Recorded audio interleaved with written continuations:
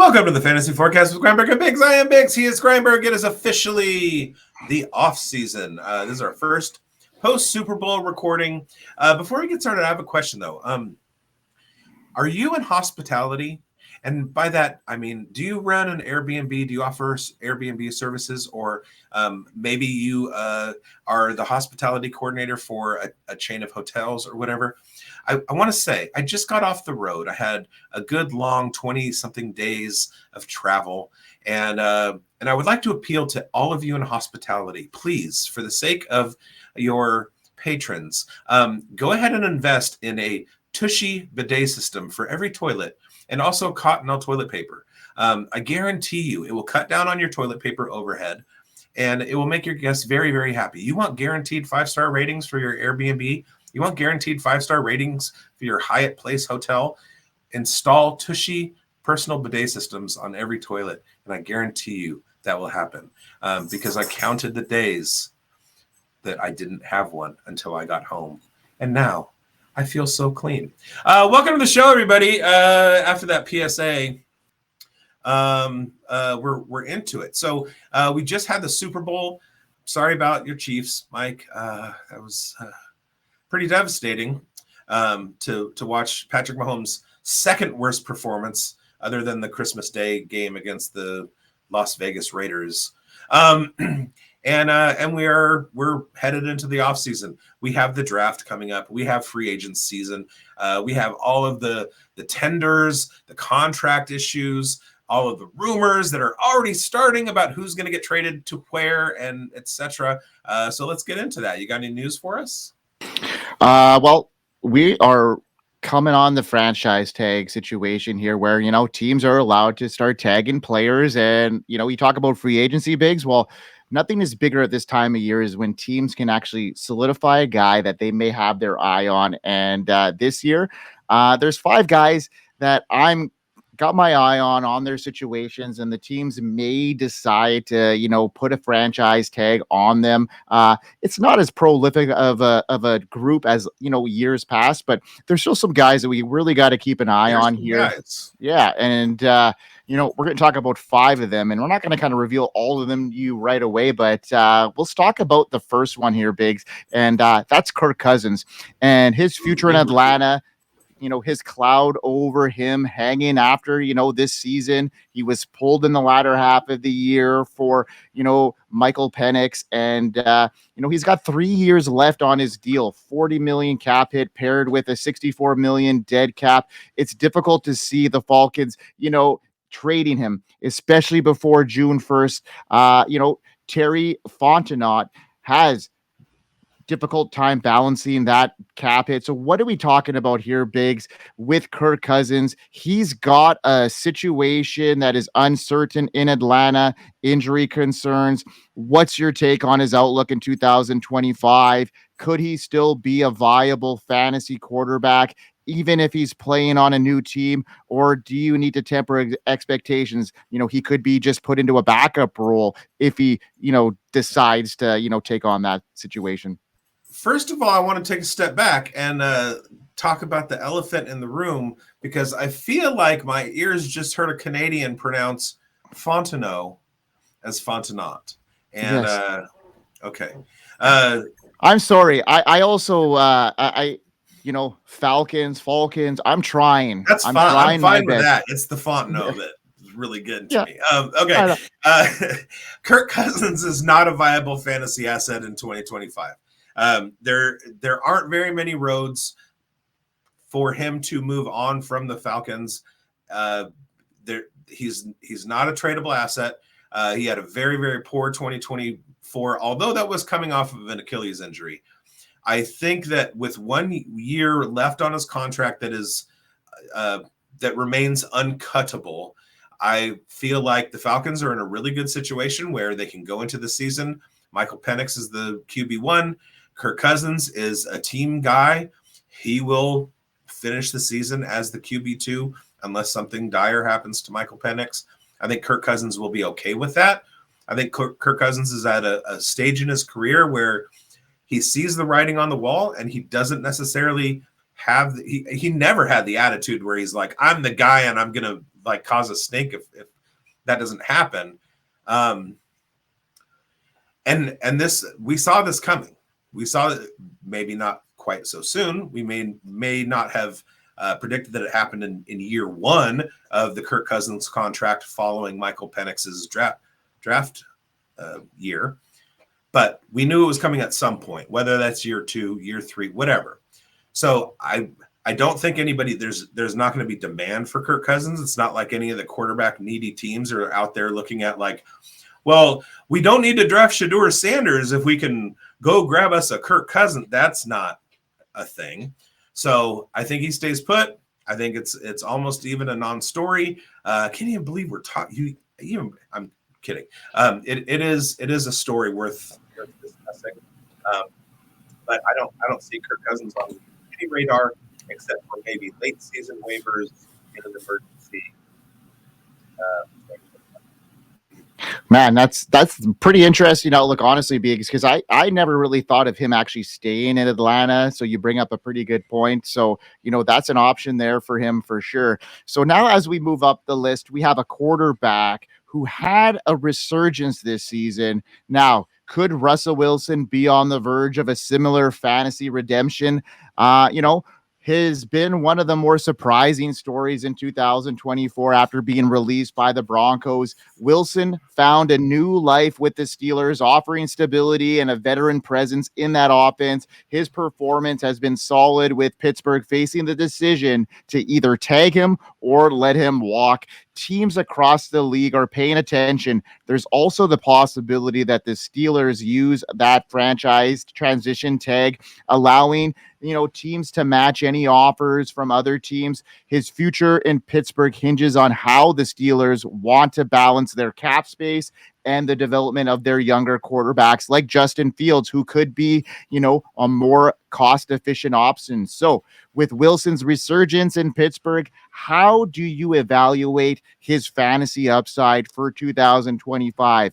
Could he be a reliable starter again? And do you think his age and inconsistent play over the last few years make him a risky pick? Well, yeah, he's a risky pick. But I think what kind of bothers me about the whole Russell Wilson situation is that there is a disconnect between fan speak and reality. And one of the things that reared its ugly head this Super Bowl is how within the last couple of years, you had a Philly fan base that was calling for the head of Nick Sirianni, saying that Jalen Hurts wasn't the answer. And what did the team do? They go out and they win a championship. As soon as the Steelers were eliminated from the playoffs, the calls for Russell Wilson to be gone were immediate. People started talking about Russell Wilson being cut and Justin Fields being cut, and they were going to possibly draft a quarterback and everything. There's one thing that we kind of know in the NFL, and that is that consistency is just as valuable as money. And you have a guy in Russell Wilson who came into the season, I want to say he played 13 games, if it's 12 or 13. He did start off the season with an injury. Justin Fields started. They didn't feel the offense could move. And then Russell Wilson came in and they made the playoffs. So there's not a whole lot that Pittsburgh can do to improve the team to the point where they're going to be competing for a championship, especially at the quarterback position when you've had a consistent product. Russell Wilson is another one of those guys that there's not a lot of teams, even quarterback needy teams, that are looking around the league going, we can bring Russell Wilson in and he could be a game changer. The possible exception to that is the Las Vegas Raiders. But then we think back a couple of years ago when Russell Wilson was still in Seattle, he absolutely threw Pete Carroll under the bus. And I don't think there's much love lost between those two.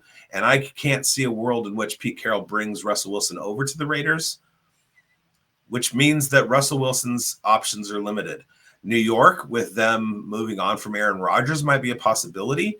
But Russell Wilson is a bridge quarterback at best, and he is a known quantity in Pittsburgh. Arthur Smith knows what he can expect from Russell Wilson, and part of that is a playoff level quarterback. Now, when you dig into some of the metrics with Russell Wilson, he was one of the better deep passers in the league. He doesn't do a whole lot over the middle, but he knows what to do with the ball when he throws it deep, and he's a veteran game manager. So I feel like he is in the perfect situation for Pittsburgh to tag him and draft somebody young that they can bring along.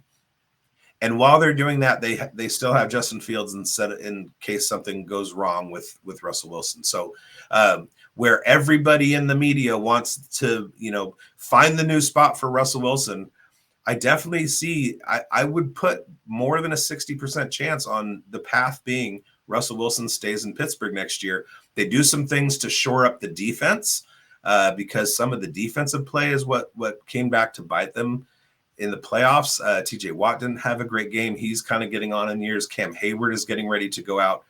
So I feel like there are some moves that they can make that improve their team, maybe for a second round berth or an AFC championship berth, still along the lines of Russell Wilson. The running back situation in Pittsburgh, I think, is a little bit more at the top of their agenda. We'll see what happens with Najee Harris. Jaylen Warren probably will stay around. And then we've got a draft class of 30 running backs who are all legitimate NFL level players. So I'm less inclined to say that Russell Wilson moves on and more inclined to say that he's starter week 1 in Pittsburgh. Yeah, I tend to agree with you there, Biggs.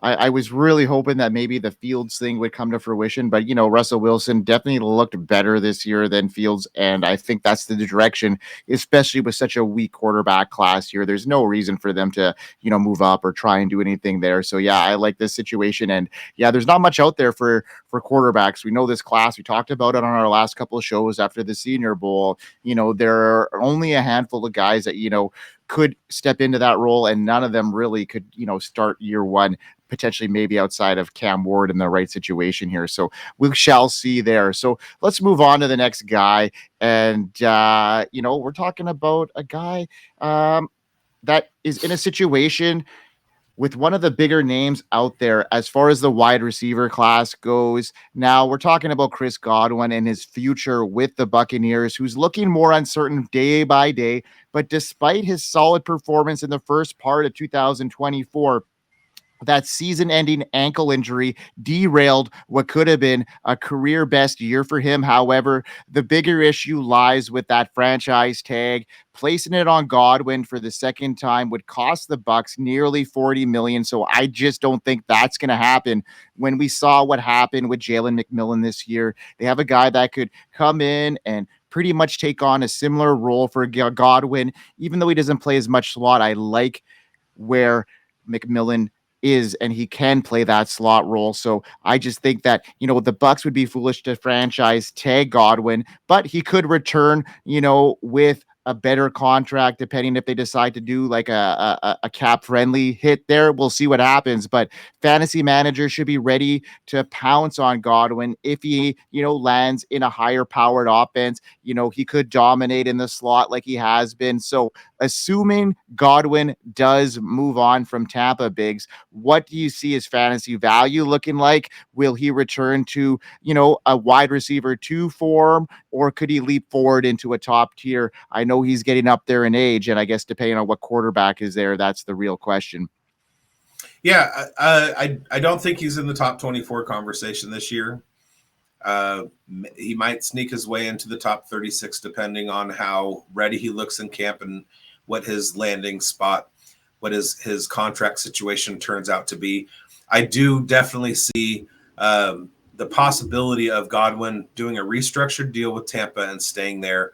Again, consistency is huge in the NFL, and if you have a known quantity that's worth as like every $10 million is worth something. So especially if Godwin he's not tagged and he has to go and he has to test this market coming off the injury that he suffered, that may not be as advantageous for him as maybe restructuring, cutting it down to a 1-year deal, prove it with Tampa Bay, and then move and see where you go from there.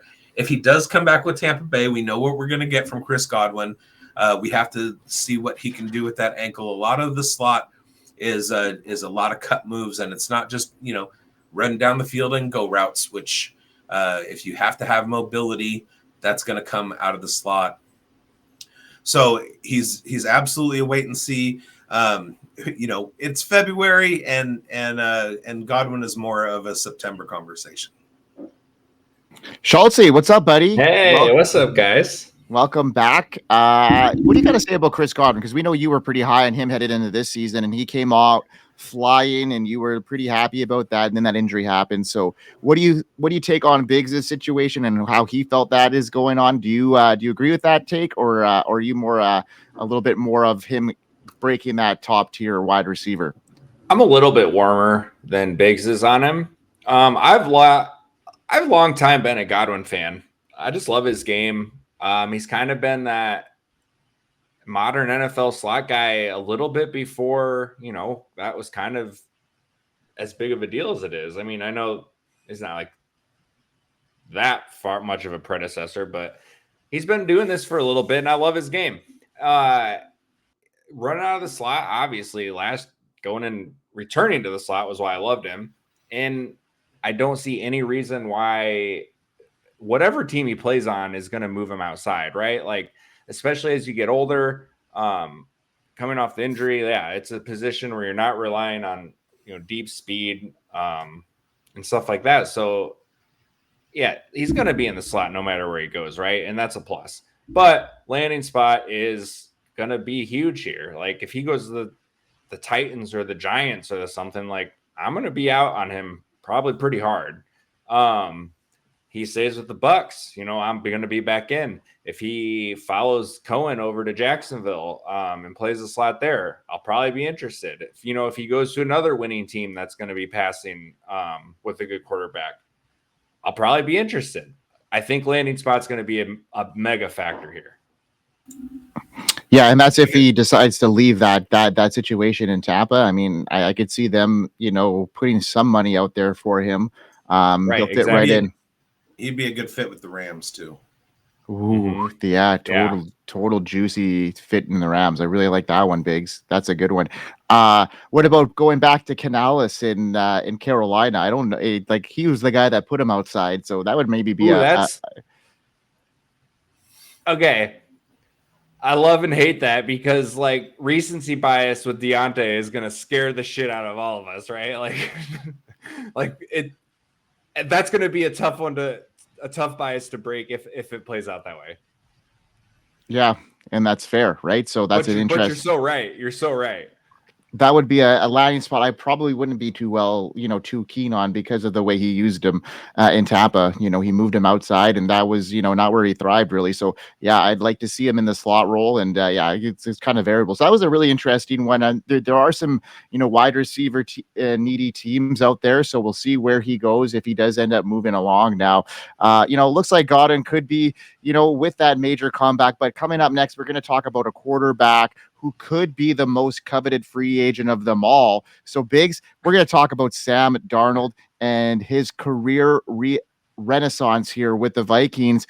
Was one of the more unexpected turnarounds after taking over for the injured J.J. McCarthy. Darnold had impressed and helped lead the Vikings to Super Bowl contention, but he faded out when it mattered most down the stretch against the Lions, and then in the playoffs couldn't live up to expectations against the Rams. Now the Vikings face a decision whether to franchise tag him or let him walk in free agency, knowing what they have in the stable with JJ McCarthy. His strong play, though, has kept the Vikings in the playoff hunt throughout the year. So his performance likely is going to garner some attentions for teams, especially like we mentioned with this weaker quarterback class. So Sam Darnold is going to be one of the more coveted guys out there. So his renaissance, his new impressive showing in Minnesota, what do you think about him being able to sustain this level of play if he's no longer with the Vikings? I love narratives. One of my favorite things about analyzing football is signal versus noise. And the perfect example of that, especially this week, is Patrick Mahomes. Sam Darnold is in a very similar situation to Patrick Mahomes. How badly did Patrick Mahomes' legacy really get burned by his performance on Sunday in the Super Bowl? I mean, really, really, how badly?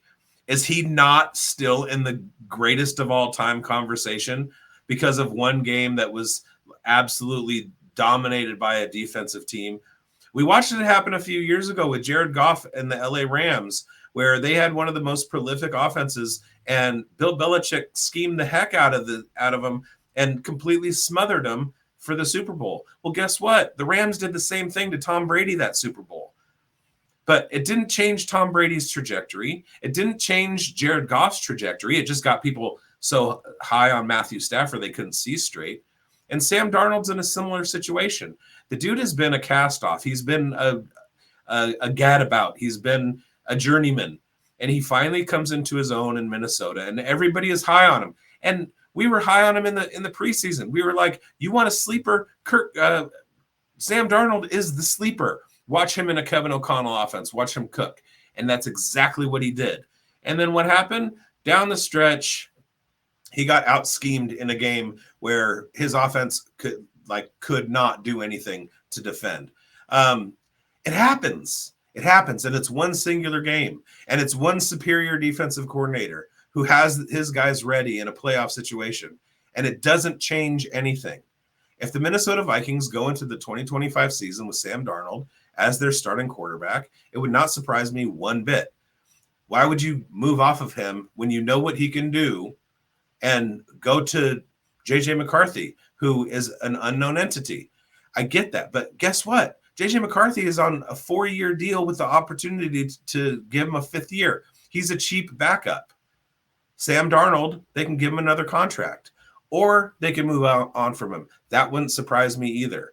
But the idea that Sam Darnold is now cooked, even though for the first 16 weeks of the season he was the big story, is just hilarious to me. So with that said, you have some QB needy teams out there who maybe don't have the 1st or 2nd pick in the draft. And I'm talking about teams like the Las Vegas Raiders and the Cleveland Browns. They're definitely teams that can make a play for Sam Darnold. And I would have zero problem with the Raiders taking on Sam Darnold. Make him a bridge, draft you some Jackson Dart, basically do this year what the Vikings did last year, put together a playoff run maybe. I'm not saying the Raiders are going to put together a playoff run, but I'm saying some team taking a chance on Sam Darnold. He's definitely a quarterback that in a good situation can be the catalyst to do that. I'm not worried about Sam Darnold. I think he definitely builds on, 17 great games of tape rather than 2 of, it's back to the same. Come on. Sam Darnold was great all year, and he's going to do it again in 2025. If I'm the Vikings and Kevin O'Connell's coming back, I'm bringing Sam Darnold back with me.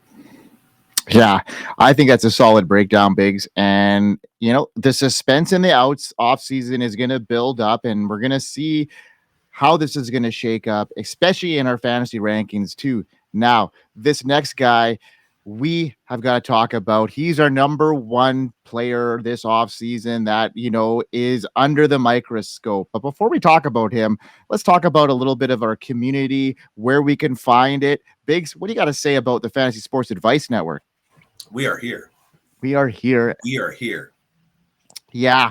And, jump over to that platform, check a look at it. It's got 3 sports now rolling pretty good. We have baseball, basketball, and football. And join the platform, get on it, and you'll have to see some really cool things on the horizon this offseason. We got a lot of things cooking up.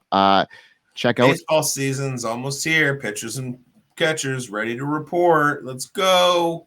And we got Chase, who's, rocking out some great baseball content. So check that out. We got 2 YouTube channels growing on the side now here too. So check out all the stuff that the Fantasy Sports Advice Network is doing under the scenes here. And let's get back to the action here, bigz, where we got a player to cover. And it's our number 1 guy, the guy that, a lot of people are coveting, and a guy that probably, the Cincinnati Bengals want to try and keep in their organization. He's firmly established himself as one of the top receivers in the NFL in another impressive season under that franchise tag.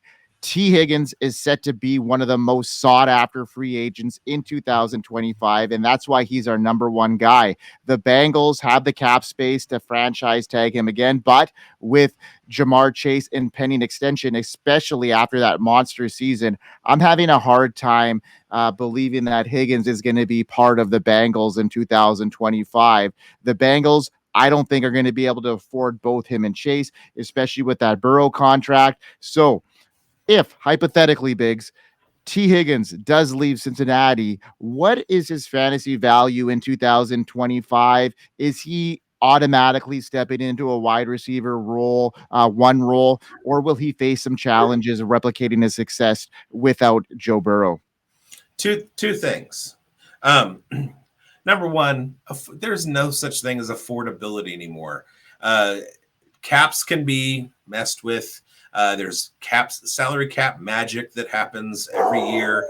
No player is not affordable. It's just how they want to move the money around and stuff like that. And my dog even agrees with me. That said, my prediction for where T. Higgins lands is going to be Cincinnati. He has made the statement that he wants to be in Cincinnati. Joe Burrow has said he wants to be in Cincinnati, and he has come out in press conferences and said, if you want to be the shepherds of this team, you make sure that T. Higgins is part of the squad. Jamar Chase has said the same thing. He's going to be a Cincinnati Bengal. Now, if not, you have a couple of teams out there like the New England Patriots and the Las Vegas Raiders that have a ton of money that they can throw at somebody like that. And both of them have need for a guy like T. Higgins to come in and take over and be the main focus of that offense. And those are his two landing spots as far as I can see. So A, I say he goes to Cincinnati. 2, I say he goes to New England. And C, he goes to the Las Vegas Raiders. I know earlier last season, my first predictions were that he winds up a Raider. That's still a 30-40% possibility. But I do think he lands in Cincinnati. And then if not, then it becomes a bidding war between New England and Las Vegas.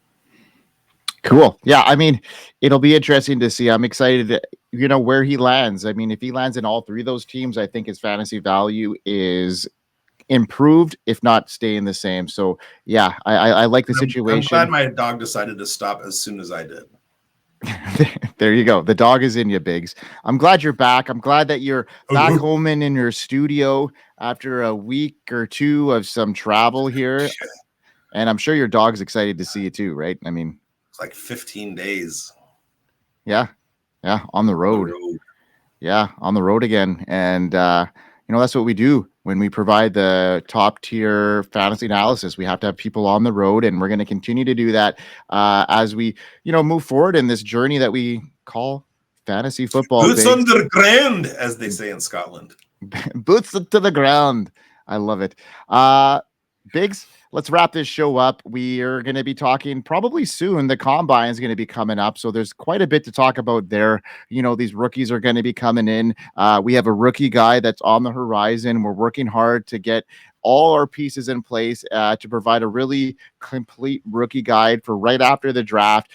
So look for that on the Fantasy Sports Advice Network, and check out a couple of our shows on the horizon. We got the Dynasty Pulse that has moved over now, and we're going to be airing that Friday mornings, and then continue to follow the Fantasy Forecast with Grindberg and Biggs, and we'll see what goes on this offseason, folks.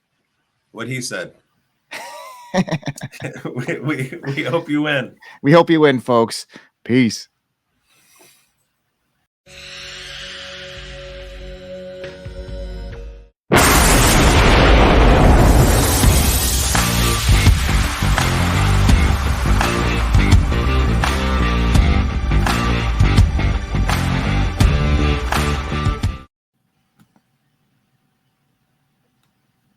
End.